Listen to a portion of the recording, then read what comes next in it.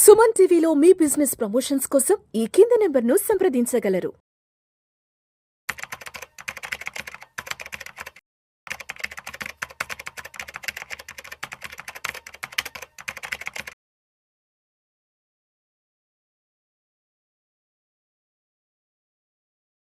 నమస్తే రేవంత్. నమస్తే అండి Revanth, welcome to Vishnu talks. Thank you sir. So Revanth, ఇవాళ స్టాక్ మార్కెట్ కి సంబంధించి ఒక సోషల్ మీడియాలో ఒక ఆర్టికల్ ఒకటి చూశాను. ఓకే.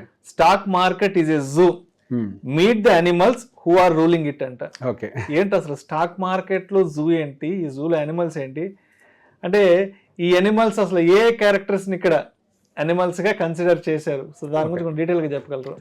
సో బేసిక్గా మనము ఒక్కొక్క టైప్ ఆఫ్ మార్కెట్ ని ఒక్కొక్క సిచ్యువేషన్ ఒక్కొక్క యానిమల్ తో పోలుస్తుంది. బుల్ అంటారు, బియర్ అంటారు, ఇవన్నీ విన్నారు కదా. సో బేసిక్ గా దాన్నే సిగ్నిఫికెంట్ గా ఇలా పిలుచుకుంటూ ఉంటాం అనమాట. ఇప్పుడు బుల్ మార్కెట్ అంటే మార్కెట్ కంటిన్యూస్ గా ముందుకు వెళ్ళటం. సో దానికి బుల్ అనేది ఎందుకు పెట్టారు? సహజంగా బుల్ ఎలా అటాక్ చేస్తుంది? కొమ్ములు రెండింటిని కింద నుంచి పైకి ఎత్తుతుంది, పైకి లేపుతుంది. సో బుల్ మార్కెట్ కి అది ఒక సిగ్నిఫికెంట్ ఇండికేషన్ అనమాట. సో దాన్ని బుల్ మార్కెట్ అని అంటాం. తర్వాత మనకి బియర్ మార్కెట్ అని అంటారు. ఇప్పుడు బేసిక్గా బియర్ మార్కెట్ అంటే ఏంటి? 20% కంటే ఎక్కువగా ఫాల్ అయినప్పుడు, లేకపోతే ఏదైనా ఫైనాన్షియల్ క్రైసిస్ జరిగింది, కోవిడ్ ఫాల్. సో బేసిక్గా చాలా ఫాస్ట్ అండ్ ఫ్యూరియస్ గా ఉంటాయి అనమాట.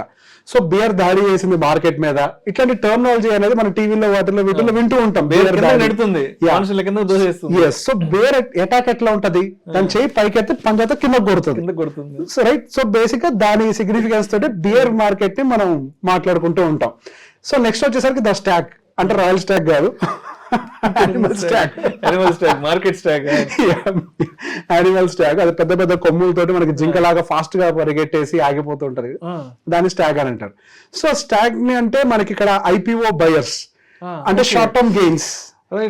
అట్లా కొనేయాలి, గెయిన్స్ రాగానే అమ్మేయాలి అనే ఒక మైండ్ సెట్ ఎవరికైతే ఉంటుందో వాళ్ళని స్టాక్స్ అని అంటారు అనమాట.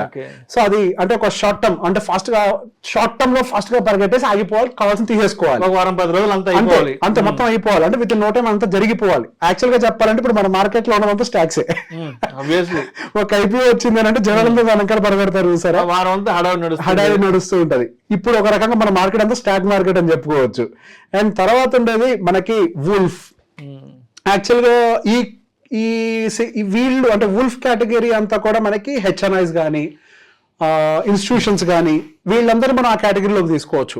అంటే వాళ్ళ బెనిఫిట్ కోసం. ఇప్పుడు సింపుల్ గా ఇంకో మాటలో చెప్తా. ఇప్పుడు మనకి మార్కెట్ లో మ్యానిపులేషన్ జరుగుతుంది, ఉన్నటువంటి సడన్గా స్పైక్ వస్తుంది, ఉన్నటువంటి సడన్గా పడిపోతుంది. ఇవన్నీ వింటూ ఉంటాం, ట్రేడర్స్ నష్టపోతున్నారు. సో ఒకళ్ళ సొంత లాభం కోసం ఒక స్టాక్ ని కానీ ఒక షార్ట్ టర్మ్ లో మార్కెట్ ని కానీ మ్యానిపులేట్ చేయగలిగే వాళ్ళు వుల్ఫ్స్ అనమాట. ఇది ఒక రకంగా. సో వాళ్ళ సొంత గెయిన్ కోసం వాళ్ళు ఏదైనా చేయగలుగుతారు షార్ట్ టర్మ్ లో. ఆ స్టాక్ గానీ, షేర్ గానీ, లేదంటే కంపెనీకి సంబంధించి ఒక ఆర్టిఫిషియల్ గా ఒక డిమాండ్ హైప్ తీసుకురావడం, పడగొట్టడం. మనకి షార్ట్ టర్మ్ లో ఏదైనా చేస్తారు, షార్ట్ టర్మ్ లో చేస్తూ ఉంటారు. పంప్ అండ్ డంప్ యాక్టివిటీ అవ్వచ్చు, మనకి ఇంట్రాడే లోనే ఒక పెద్ద పెద్ద స్పైక్స్ సడన్ గా తీసుకురావటం కానీ, మార్కెట్ బాగా వాలటైల్ అయింది అంటారు చూసారా. సో బేసిక్ అంతా వుల్ఫ్ కేటగిరీ చేసేదంతా. సో వాళ్ళందరూ కూడా ఒక రకంగా మనకి హెచ్ఎన్ఐస్, పెద్ద పెద్ద వాళ్ళు, అంటే పెద్ద మొత్తంలో డబ్బులు ఉండే ఇన్స్టిట్యూట్స్, సొంత లాభం కోసం చేసే వాళ్ళని ఆ మాట అంటాం. ఇంకో కేటగిరీ ద షీప్. గొర్రె. ఇప్పుడు చెప్పండి, గొర్రె అంటే ఎవరు?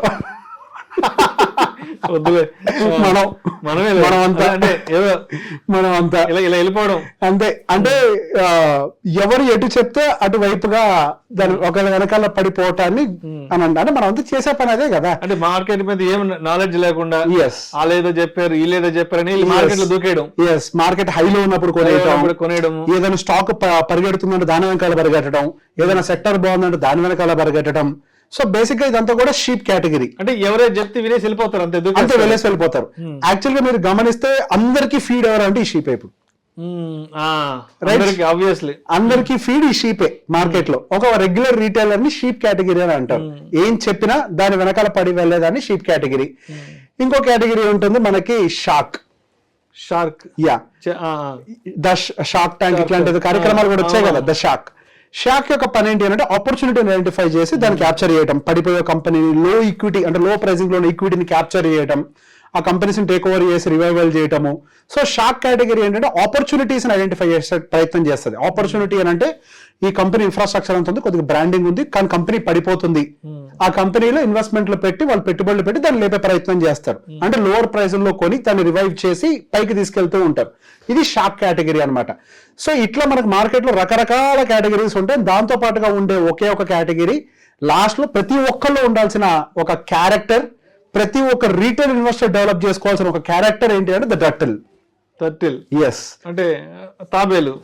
Okay, okay. సో తాబేలు యొక్క గుణం ఏంటి? నిదానంగా వెళ్తుంది కానీ ఎంత దూరమైనా వెళ్తుంది.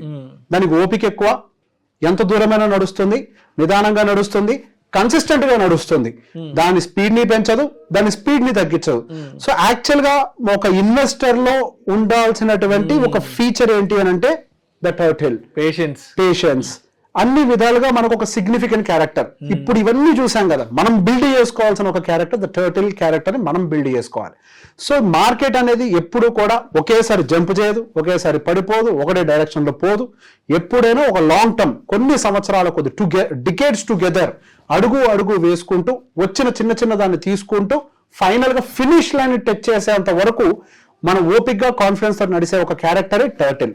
సో టర్టిల్ యొక్క క్యారెక్టర్ యాక్చువల్ గా మనందరం పట్టుకోవాల్సిన ఒక క్యారెక్టర్, మిగతాని మనం చేయలేము.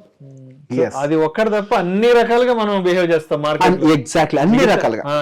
అంటే టర్టిల్ లాగా నిదానంగా వెళ్ళాలి, పేషెన్స్ గా వెళ్ళాలి.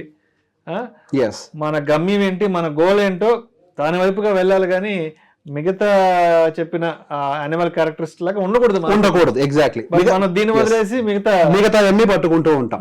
యాక్చువల్ గా మనం మార్కెట్ లోకి ఎంటర్ అయ్యేటప్పుడు దీనిలాగా ఉండాలనుకునే వస్తాం, కానీ మార్కెట్ లో ఉండేటువంటి ఎమోషన్స్ రకరకాలుగా ట్రిగ్గర్ చేసి ద షీప్ గా మారుస్తుంది, మార్చేస్తుంటాయి. Right. Thank you so much Revanth. Most welcome. ఎప్పటి నుంచో ఈ టాపిక్ గురించి మాట్లాడదాం అనుకుంటున్నా. ఏంటి అసలు మార్కెట్ లో ఈ జూ ఏంటి, ఎనిమల్స్ ఏంటి, ఈ యానిమల్స్ యొక్క క్యారెక్టరిస్టిక్స్ ఏంటి, దీని నుంచి అసలు మనం ఏంటి మార్కెట్ లో చక్కగా తెలియజేసి thank you so much. Most welcome sir.